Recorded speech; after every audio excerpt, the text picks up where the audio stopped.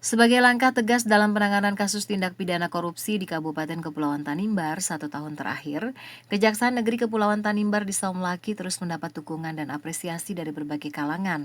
Hal ini disampaikan oleh Yusak Wairiratan, tokoh masyarakat sekaligus akademisi dari salah satu perguruan tinggi swasta di wilayah itu.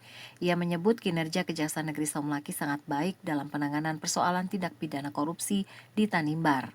Prestasi ini diharapkan dapat lebih ditingkatkan lagi sebagai langkah pemberantasan korupsi di wilayah berjuluk Duan Lolat ini. Sebagai akademisi dan tokoh masyarakat, Wairiratan akan tetap mendukung dan mendorong semua langkah institusi Kejaksaan Negeri dalam pemberantasan tipikor.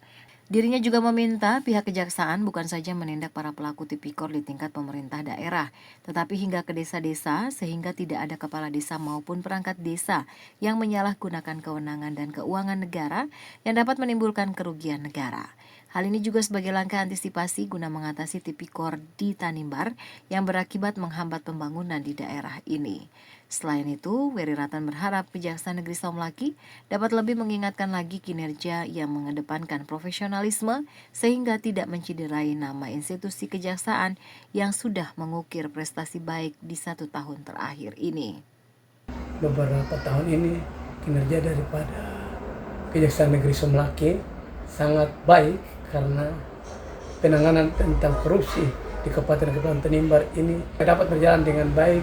Tingkatkanlah kinerja yang profesional sesuai dengan aturan yang berlaku di NKRI ini. Dari Saumlaki, Kabupaten Kepulauan Tanimbar, kontributor TVRI Redentor Reresi melaporkan.